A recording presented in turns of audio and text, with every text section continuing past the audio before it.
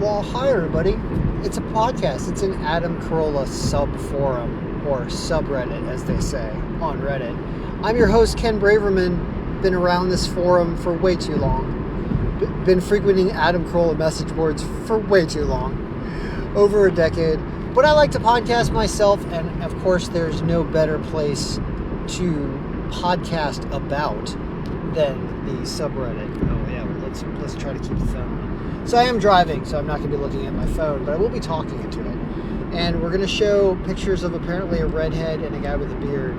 I started reading the description of this show and then realized I don't care.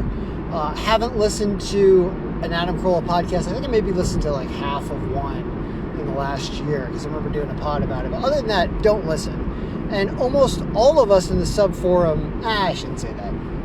The majority of people in the sub forum, though, don't listen to the show on a daily basis.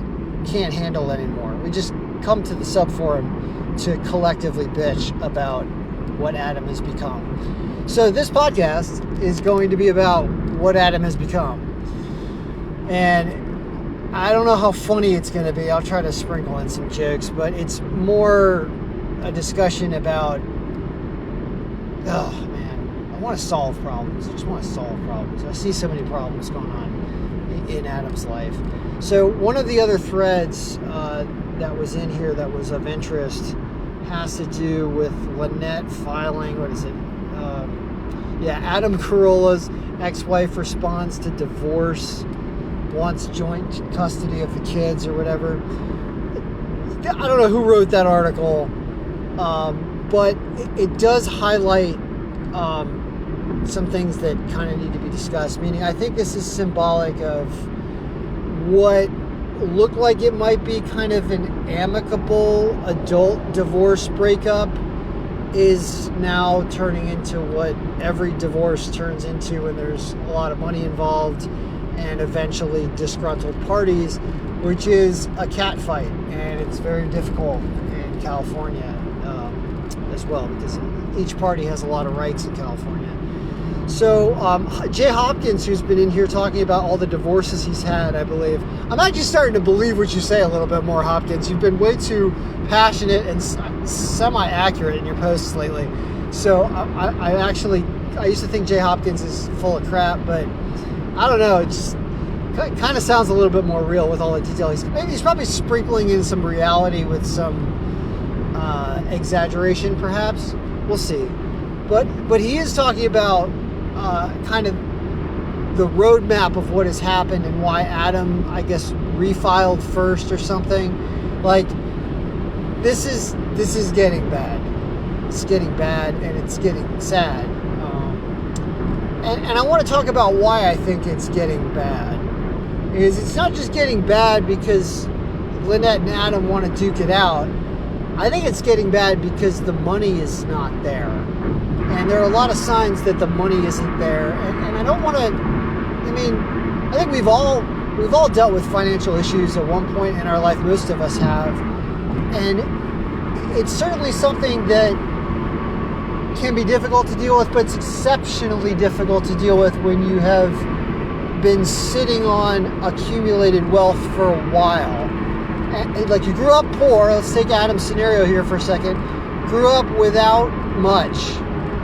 And then get dumped a bunch of money after Loveline started, and then bought some real estate, had more money coming in, and then now the sunsetting has been happening.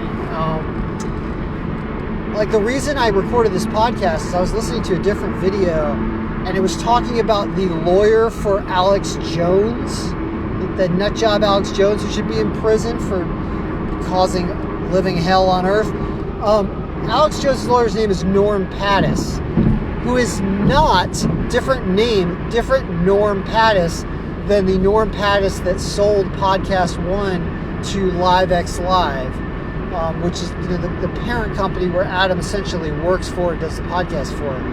That sale happened in 2019. Norm Pattis got $18 million in stock, which shrunk by about only a third of that, I believe, is what it was worth by the time Norm Pattis could have actually exercised his stock options. So Podcast One, just the value of it, even through its stock sale, dropped dramatically over the last several years, few years. Also, you got to remember, Adam does not have a pirate ship. He did have a pirate ship. Then he got into a lawsuit with Donnie and decided to ditch his pirate ship and sell out to Podcast One. And he has a deal with Podcast One that we don't necessarily know the details of. I don't claim to know the details of it. But I can tell you that I can make some pretty basic assumptions.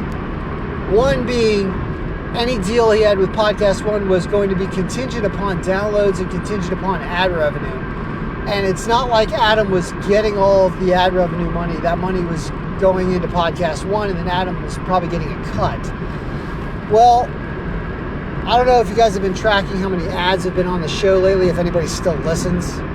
But I don't think it's as many as it used to be. I remember seeing some posts in passing talking about how there are fewer ads now.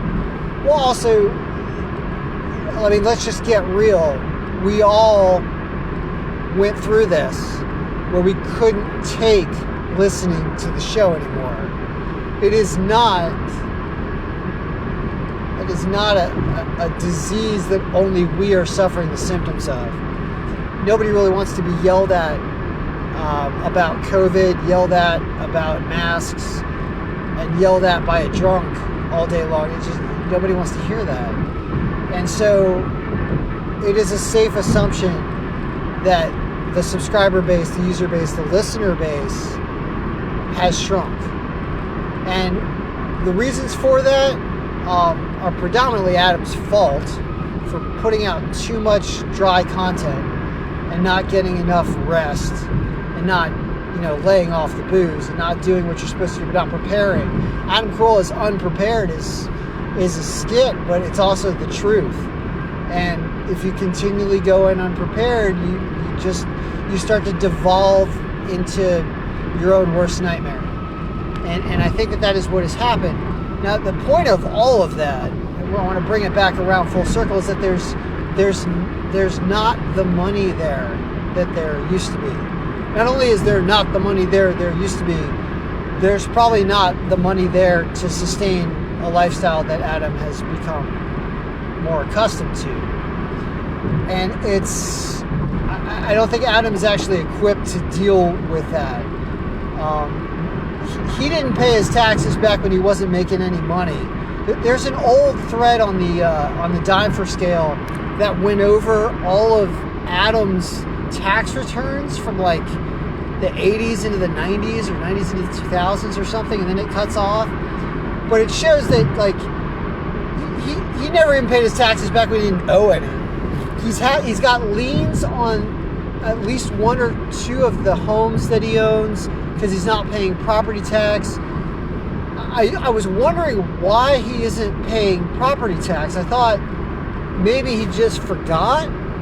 And now I don't think it's that. I think that Adam is realizing that in the course of a divorce where the property may get split up, he's realizing that if you don't pay the property tax on it, the worst thing they can do is repossess the home and sell it.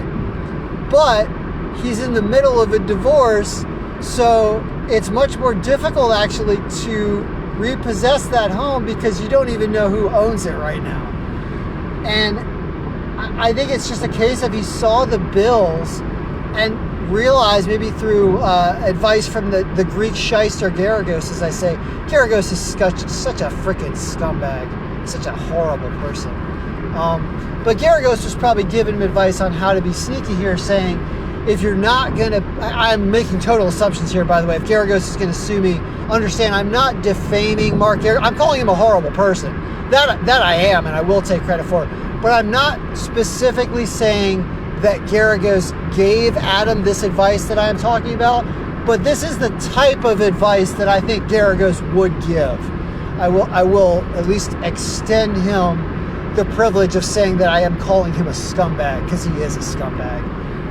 But I think he would say, hey, go, if you want to pick a time not to pay the property taxes on the homes that are going to be split up between you and your future ex-wife or ex-wife, then now's the time not to pay those property taxes, because all that is going to have to be dealt with before the property is distributed out or sold. So if you don't pay the property taxes now, then if Lynette gets half the house, she's going to be on the hook for half the property taxes as it gets split. I think that's kind of what might be going on there. But the basis for what I'm saying there is that Adam doesn't have the money. Does not have the money. The money is tied up in physical assets. It's tied up in some equity in homes.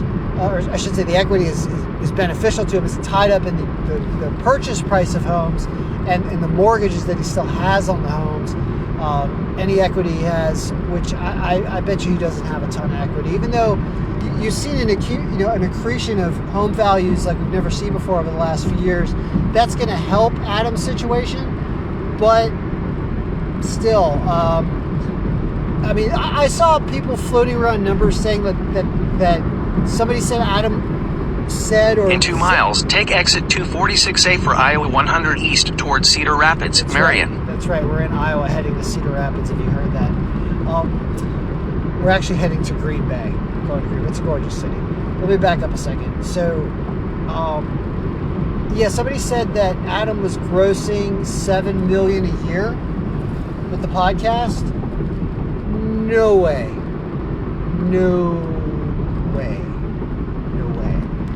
If the podcast was grossing $2 to $3 million in ad revenue, I'd be surprised. Sales ad revenue. But that is the maximum. There's no way that the Adam Carolla Show is bringing in $7 million in gross receipts a year. Absolutely not. Not even close. And I think that you're seeing those sales dry up because it's just becoming more difficult to sell ads. Like, you know, all the empirical data that people would look to would see that Adam is, you know, dozens down on the list on Apple Podcasts. He's not the most downloaded podcast in the world.